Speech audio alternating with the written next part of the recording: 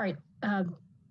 This meeting is being conducted utilizing teleconferencing and electronic means consistent with the State of California Executive Order N-29-20 dated March 17th, 2020 regarding the COVID-19 pandemic.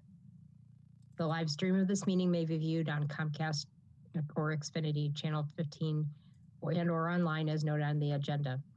In accordance with the executive order, the public may only view the meeting on television and or online, but not in the council chambers. With that being said, the Town of Los Gatos Planning Commission meeting of Wednesday, August 26, 2020 is now called to order. We are conducting this meeting in a virtual setting using Zoom.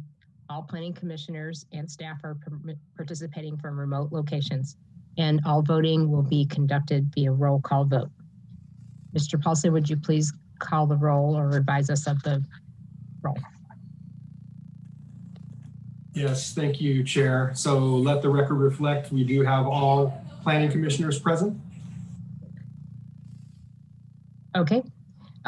So then the next item on our agenda would normally be the Pledge of Allegiance, but I wanted to make a note that while we normally say the Pledge of Allegiance at this point in the agenda, the town has temporarily suspended this practice due to the Zoom format of the meetings. And I'd like to talk about public participation. As the Planning Commission conducts this meeting this evening on behalf of the Town Council and the residents of Los Gatos, we encourage active participation, which is essential for democracy and critical to the work of this Planning Commission. That participation can occur through, first of all, prior to a meeting, written comments about agenda items submitted to the staff are always welcome and helpful. Tonight, we have written comments from members of the public on both items 2 and 3, one for item 2 and dozens really for item 3. We received comments on item 3 as an addendum and then multiple additional comments today as a desk item. So I hope that all the commissioners have had a chance to review them. And then also during our meeting, there are 2 opportunities for members of the public to participate. First of all, during verbal communications, an individual may speak on any topic that is not on the agenda. And then during the hearing on a specific agenda item, any member of the public may speak about that item that is on the agenda. If you wish to address the commission tonight during the verbal communication period or during the consideration of an agenda item, you need to join the Zoom webinar via the link and password provided on the staff report. When I announce the item for which you're going to speak, please click the raise hand feature in Zoom. If you're participating by phone only, press *9 on your telephone keypad. When you're called to speak, you may state your name or address for the record, or you may speak anonymously. In fairness to all that want to speak at this meeting, it is requested that you limit your comments to 3 minutes. And for those that do wish to speak at the meeting, I should note that the meeting is recorded. So we have now come to the verbal communications portion of our meeting. Members of the public are invited to address the commission on items that are not on the agenda. Mr. Paulson, do we have any members of the public that wish to speak on items not on the agenda? Thank you, Chair. Anyone who would like to speak on something that is not on the agenda, please use the raise hand feature. And give it a couple seconds here. I do not see anyone raising their hand for verbal communications. Okay, so then we will move on to the next item on the agenda, which is the consent calendar. We have one consent item to be acted upon with a single motion, and that is the approval of the minutes from our last meeting, which was on August 12th, 2020. Any member of the commission or the public may choose to pull an item from the consent calendar for additional discussion later in the meeting. Does any committee member or member of the public or commission member or member of the public wish to pull an item from the consent calendar? Not seeing any. Okay, seeing none, may I get a motion for approval of the consent calendar? Commissioner Hudes had his hand up first. I move to approve the consent calendar with the minutes as its item. And do I have a second? Commissioner Birch. I'll second. You'll second? Okay. Any comments or changes before I call the question? All right, seeing none, I'll do the roll call vote. Commissioner Badami. Here. Aye. Yes. And I should say, please say yes, no, or abstain. Yes. Commissioner Birch, Yes. Commissioner Hudis, Yes. Commissioner Barnett, Yes. Commissioner Tivana, Yes. Vice Chair Janoff, Yes. and did I say Commissioner Barnett? Yes, I Yes, did. you did. Okay. Yes, and then I vote yes as well. Thank you.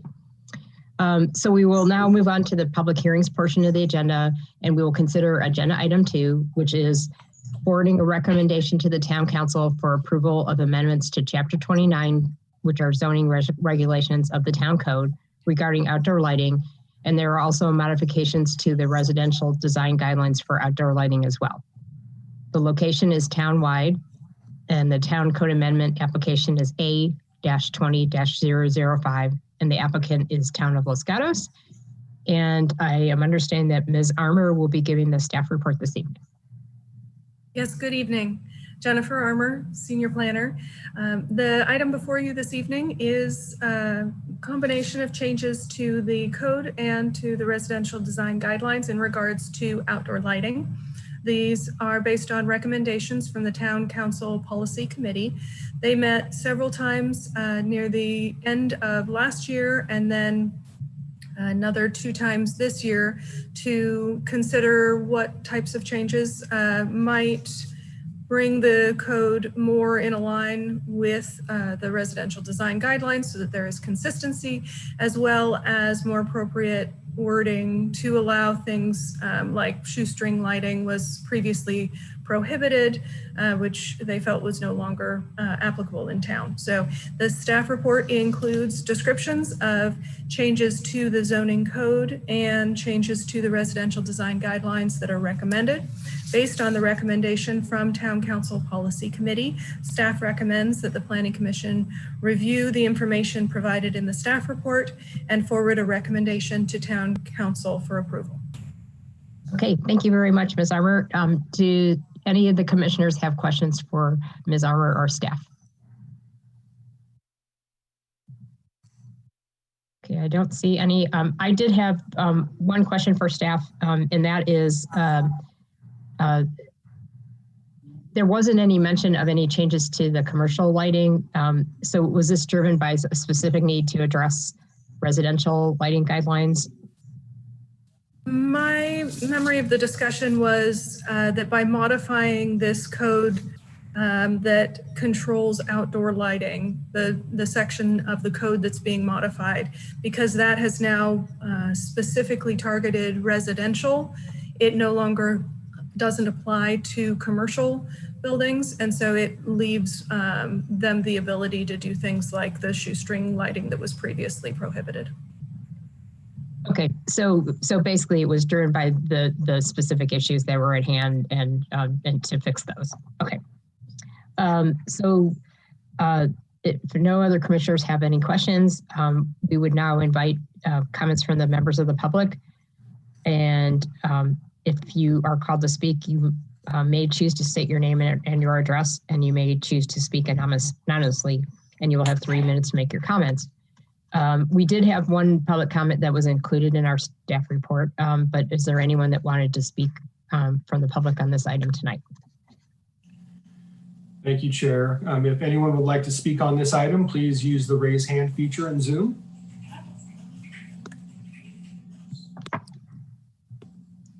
Chair, I am not seeing any raised hands. Okay.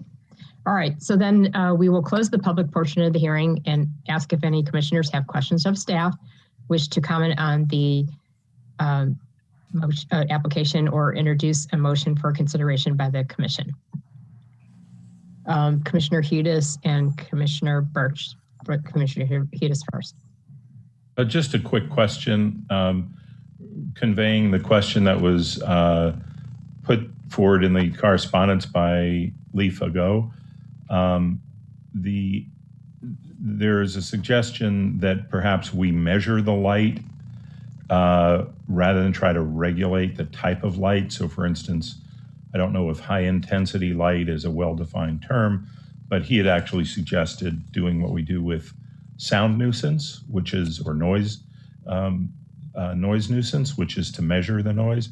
Is that even a possibility here, or is that something that's been thought of? At this point, the wording that was recommended, let's see here, it states that so it should not be producing glare or seen by nearby homes. And that is based on the text that we have had in the residential design guidelines and the code in the past.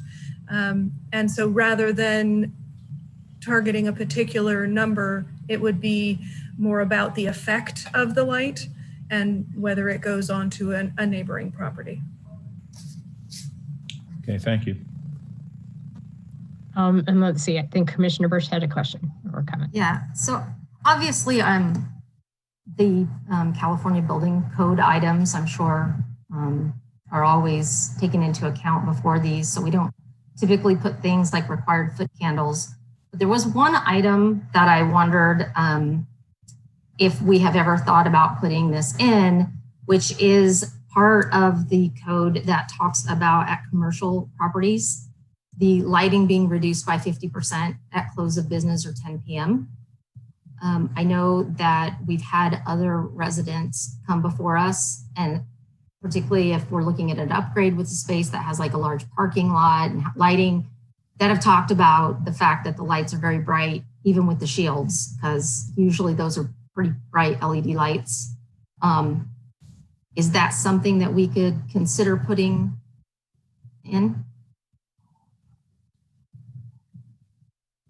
It is not a topic that was discussed by policy committee, but I'll let Joel, Community Development Director, add if he has anything to add to that. Thanks, Commissioner Birch. So that, as Ms. Armour mentioned, that's not something that we looked at. My initial thoughts are that is something we could look at moving forward.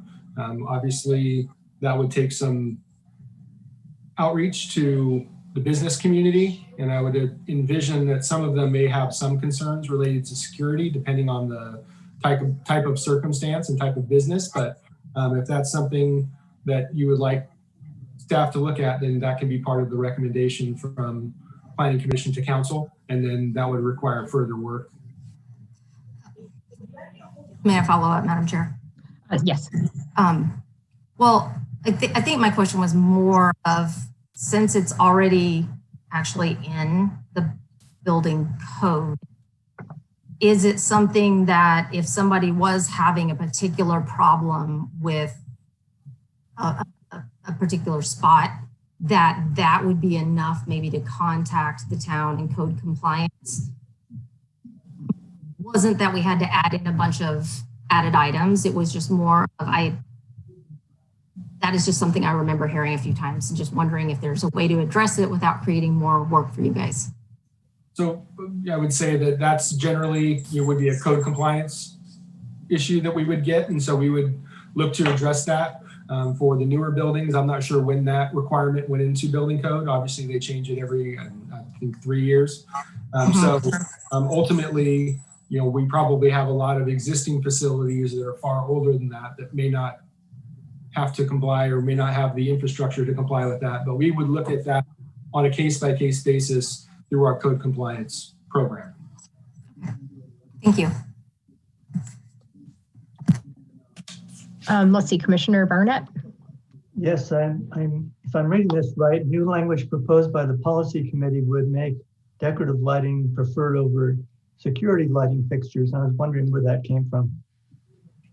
Saying that security is, generally primary. That is, or similar language to that has actually been in the regulations, or at least the guidelines. The idea being that if there is going to be lighting on residents, it could be something that is for the purpose of security, but that it should be decorative in nature as part of the residential design guidelines of having good design, that it's more about that the utility can be done in a way that is aesthetically pleasing, inconsistent with those guidelines. Does that answer your question? Commissioner Barnett has another question. Yeah, if I may have a follow-up question. the definition of decorative lighting seems to me to be necessary. I don't know if that relates to, lighting such as for planting areas, landscaping, string lights, which you mentioned, other types of lighting that's basically functional and not, or decorative, I should say. In short, I wonder whether it would be wise to include a definition of decorative lighting.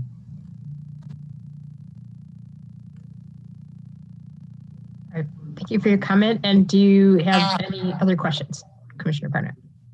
No, I don't. Okay, so are there any other commissioners that have a question or a comment at this point? I did want to ask the rest of the commission, Commissioner Hudes did bring up the comment by the member of the public about considering, and this wouldn't be a today thing, but something to recommend to council to continue to look at about considering using lumens as a measure of how intense the lighting was. I didn't know if any other commissioners had any comments about that, because we certainly have the opportunity, in addition to voting on this item in terms of recommendation, to make additional recommendations. Let's see, Commissioner Badami. Should we forward a recommendation of approval to Town Council? I would like to have Commissioner Hudes's comments considered, as well as Commissioner Barnett's, because I find the word decorative can be very subjective. What might be decorative to one person is an eyesore to another. I think that's a very good comment. Any other thoughts on that? Okay, so if there's no other comments, could I get a motion on this item? Commissioner Badami. I move to forward a recommendation of approval of Town Code Amendment Application A-20-005 in consideration of the comments made by Commissioner Hudes and Commissioner Barnett. I can make the findings for CEQA, and I can also make the required findings for the general plan. All right, thank you. And do I have a second? I'll second. So Commissioner Barnett seconds. Are there any other questions or comments from commissioners before I call the question? Okay, once again, we will do did I miss any? Okay. Once again, we'll do a roll call vote, and we'll start with Commissioner Birch. Yes. And Commissioner Tavana, Yes. Commissioner Badami, Yes. Commissioner Hudes, Yes. Commissioner Barnett, Yes. Vice Chair Janoff, Yes. and I vote yes as well. So the motion passes unanimously. And Mr. Paulson, are there appeal rights regarding this item? Thank you, Chair. No, there are not appeal rights, as this is a recommendation to the Town Council. So we will forward that recommendation and the Town Council will consider it. Okay, thank you very much. So then we will now move on to item 3, which is considering approval of a request for modification to an existing architecture and site application S-13-090 to remove underground parking for construction of a commercial building, otherwise known as the Market Hall, in the North 40 specific plan. This is APN 424-56-017. Architecture and site application S-20-012. The property owner and applicant is Summerhill N40 LLC. And I understand Ms. Schupman will be giving the staff report for this item. Yes. Actually, yeah. Thank you, Josh. Ms. Schupman, before you start, Chair, I think Commissioner Birch has a comment. Oh, I'm sorry. Oh. Yeah, no, just based on the proximity of my home to the property, I have to recuse myself at this time. Yes, of course. Thank you very much. And thank you for making me stop before I. Of course. Okay. All right. Thank you. Okay. There we Okay. go. Good evening. On August 2nd of 2017, the Town Council adopted a resolution to approve the Phase 1 architecture and site application and vesting tentative map application for the construction of a new multi-use, multi-story mixed-use development on 20.7 acres of the North 40 specific plan area. The approved architecture and site application included a multi-story mixed-use building referred to as the Market Hall with residential units above, retail space, a community room, and a 4-story parking garage. The applicant is requesting a modification to the approved application to remove the below grade level of the parking garage. With the elimination of the below grade level, the applicant is proposing to modify the remaining 3 above grade levels, resulting in a total of 176 parking spaces being provided. This is 52 parking spaces in excess of the parking requirements for the Market Hall building. Based on the analysis contained in the report, staff recommends approval of the architecture and site application subject to the recommended conditions of approval. This concludes staff's presentation, but we are available to answer any questions. Okay, do any commissioners have any questions for Ms. Shubman? Commissioner Hudis. Yeah, I don't know if you're going to ask for disclosures or about site visit, but I did have disclosure and a comment about site visit. I don't know if it's the appropriate time. I should have asked if anyone had visited the site in question. I probably, I assumed that everyone had at one point or another, but if there's anyone that had visited the site that needed to make a disclosure about their visit, Commissioner Hudis. Yeah, so I had a couple of points here. First of all, disclosure. I've been contacted by a number of residents about this issue. I told them that I was not permitted to discuss it, and so I did not have a discussion about it. But secondly, after reading the comments that came in from residents, I grew concerned about other issues with the site, including whether the reconfiguration to exclude the basement parking has already occurred. And I attempted to visit the site, but it was locked. And since the correspondence came in last night and this up at noon today, I did reach out to staff and I contacted the construction manager, but there wasn't time to do a site visit. And I think a visit to the site is in order. And that gets to my other point, is that I'm concerned about holding the hearing on this important topic when residents aren't able to attend due to wildfires. They're either not able to attend or not able to participate in the time frame on such an important issue. There were still evacuation orders for areas adjacent to our hillside neighborhoods even yesterday. And I know things have gotten better, but there were comments raised about this by some of the residents as well.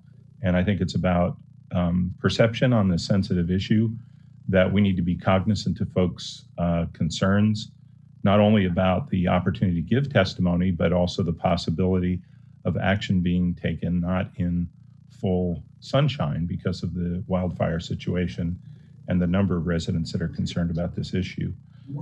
So because of my inability to do a site visit and the wildfire situation, I believe that a continuance would be in order to have better due process with the town, for the town's residents. Staff, could you comment on if we were to continue this item to allow for more time for public testimony, as well as the opportunity for commissioners to visit the site since it was locked, when this continuance would take place?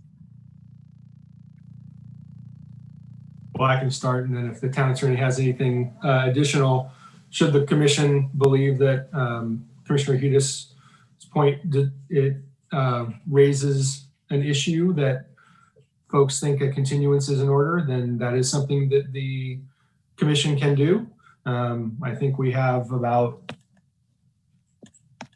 just check, not including the applicant's team, probably 10 to 12 folks in the attendee list. I'm not sure how many of those folks are interested in speaking, but ultimately that is the choice of the commission. Okay, so Commissioner Hudis, go ahead. I would just to follow up, if we were to do a continuance, what would be the appropriate time to have that discussion and introduce a motion?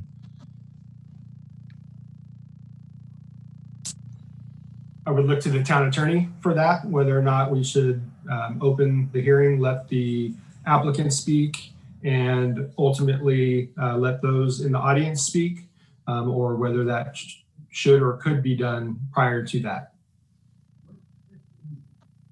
So to add to that, it's at the desire of the commission to decide that. There's two ways we've handled in the past. One would be to take up that motion for continuance right now and continue it to a date certain and take no public testimony. As you know, in the past, what we've done is taking the testimony and then continued the hearing. The issue with that, though, is as if you take public testimony now, it becomes difficult for staff as to trying to monitor people that are trying to speak a second time, which wouldn't be allowed during the continued hearing of the public comment. So although you can continue it after hearing it, I would recommend that if you're going to continue it, that should be done now. And so that everybody knows the date that it's going to be continued and you hear all the public testimony at the same time. But as I said, it's up to the commission. I'd like to hear from other members of the commission on the suggestion by, it's not a motion at this point, but the suggestion by Commissioner Hedis. Vice Chair Jana. Yeah, thank you. Question for our Commissioner Hedis. Would you please elaborate on your interest in seeing the stage of development of the proposed site? Sure. There were at least one or two residents raised that the construction has progressed already as though it did not include a basement. And I was interested in seeing that. Also, in terms of understanding a little bit better about the way the building would be reconfigured. I am not certain about all of that. I would be helpful to actually visit the site, but my more important was to visit the site to see what progress has been made and has it actually gotten ahead of this decision. Vice Chair Jana. Just to follow up on that, could staff elaborate whether the progress of the build of this particular building, the marketplace, has that begun?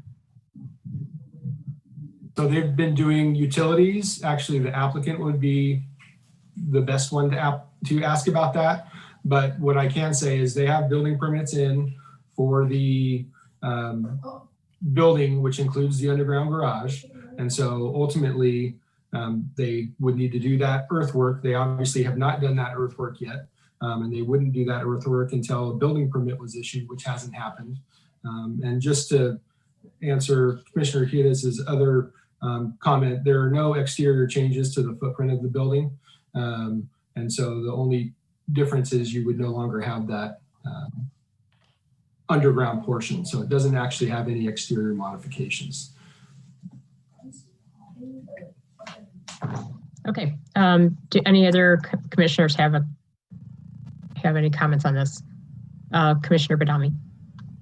Would it be possible to get testimony from the applicant so we could make an inquiry as to what has progressed so far and then close the hearing without getting public testimony from members of the audience and then decide whether we want a continuance or not based upon the testimony of the applicant?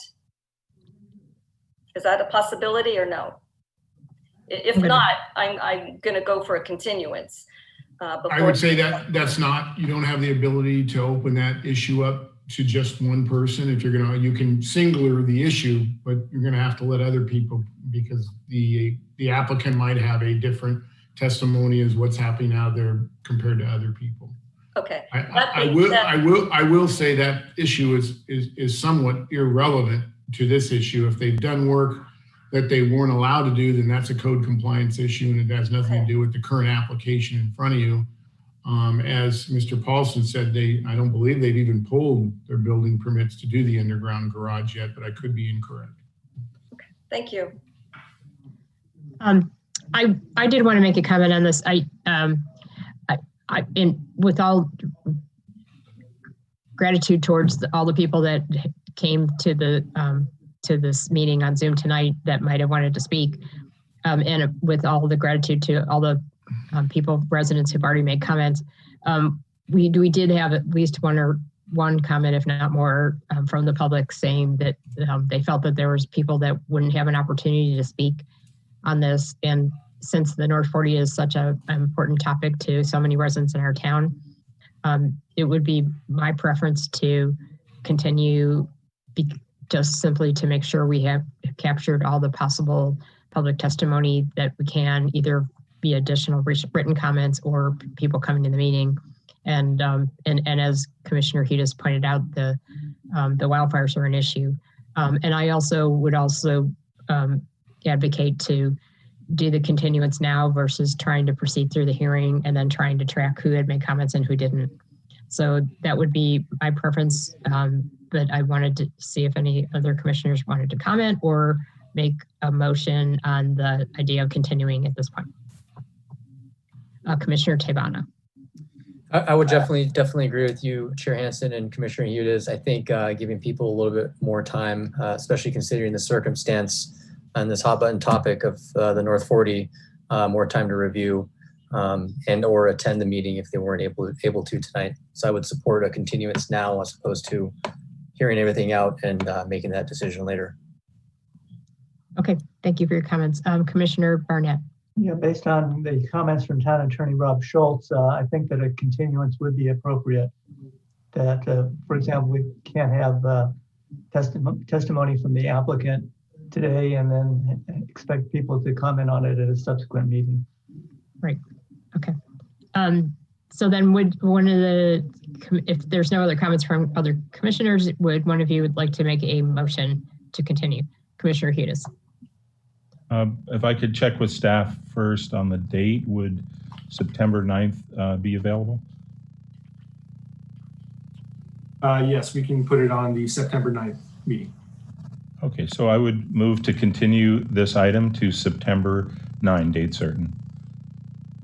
Okay, and do I have a second? Commissioner Badami. Second. Okay. Any other comments by commissioners? Commissioner Barnett. I'd like to make it clear that there's an opportunity for continued public input during this extended period. Absolutely, thank you. I think that's really important to point out. Commissioner Hudes. And I just wanted to inquire about a site visit of staff. Do I need to have a reason that people agree with to do the site visit? What's the procedure for moving forward with the site visit? So staff will work with the applicant to gain access. Obviously, this is an active construction site, so you probably will need a hard hat and a vest at a minimum. But I will work with the applicant to see when we can schedule a site visit for yourself and anyone else on the commission who's interested in a site visit. You can just email me and we'll move forward from there. Okay, great, thank you. All right, thank you. All right, so then if there are no other comments, then we will take another roll call vote on this matter. So I will start with Commissioner Tebana. Yes. Commissioner Badami. Yes. Commissioner Hudes. Yes. Commissioner Barnett. Yes. Vice Chair Janoff. Yes. And I vote yes as well, so it passes unanimously. And Director Paulson, are there any appeal rights on this item? Thank you, Chair. There are not appeal rights on a continuance, and we will come back to this item on September 9th. Okay, sounds great.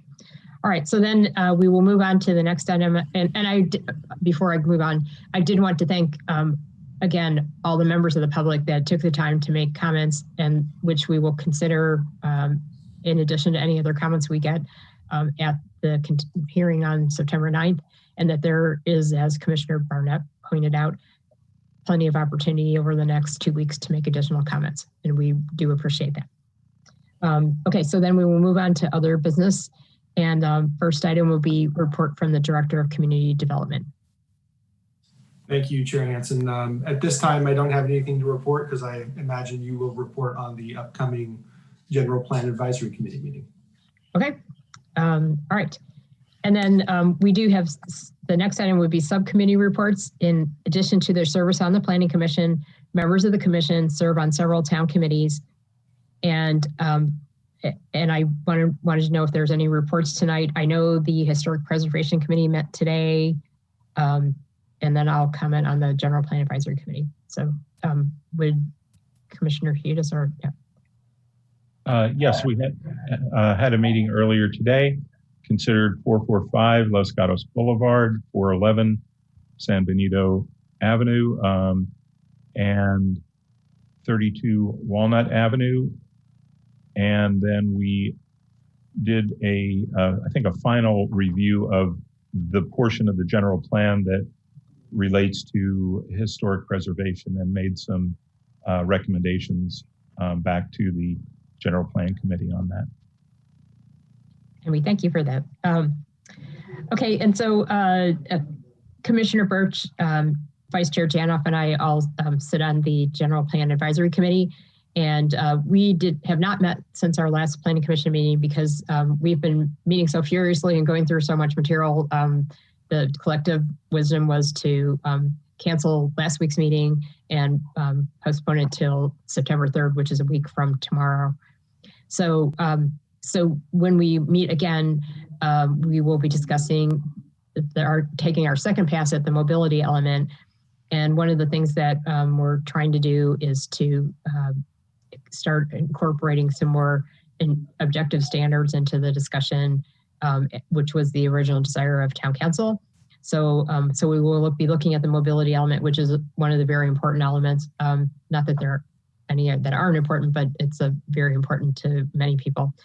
So we will be discussing that on September 3rd.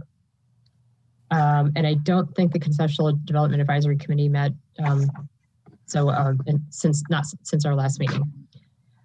So then the next item is commission matters, and that would be if there's any items that a commissioner wishes to discuss. All right, I have one item that I wanted to discuss. And what I wanted to bring up is that in our work on the General Plan Advisory Committee, as I mentioned, it's really important to try and establish some more objective standards, which will be beneficial to everyone, because it won't be a question of as many objective standards as we can have. It won't be a question of interpretation or opinion. It will be something that any reasonable person could look at and say yes or no. And as we all know, with the general plan, sometimes we're sitting there saying, what does neighborhood compatibility mean to me versus someone else versus someone else? I don't know if that's a place where we can have an objective standard, but in any case, we think it's important to kind of look at the general plan when we're doing a 20-year update and see if there's more opportunities to put in objective standards. So one of the suggestions that Vice Chair Janoff and I came up with is that it would be really helpful, especially in the area of land use and community design, where we really have a very high need for objective standards, to have our own subcommittee that would help feed into the general plan process. And so what I'm hoping that the subcommittee could do is kind of look at the existing general plan for land use and community design and say, here's some areas where it would be helpful to have an objective standard if it was possible to do so. And then staff is actually hiring a consultant that will be able to help with this process along. But we could get that process started by our experience in deciding, looking at what could help us do our jobs better. So we are not in a position to actually vote on establishing the subcommittee tonight because it would have to be on the agenda. So that's why I'm bringing it up in commission matters, but we will be bringing it up on the agenda for our meeting on September 9th, with the hopes that we can get going right away as soon as we have our meeting on September 9th, if it is the will of the commission to move forward with the subcommittee. And if you're not familiar with establishment of subcommittees, we are limited to having no more than 3 people from the commission on it because of you can't have a majority of the commission, otherwise it would be a planning commission meeting. So so we will have that on the agenda, and I just wanted to give you guys a heads up, and so I hope you'll support this when we come to our meeting on September 9th. And with that being the case, I will thank everyone for their participation. And again, thanking the public for their comments and for being here at our meeting. And then I will say that this meeting is adjourned and we will see you on September 9th. Thank you.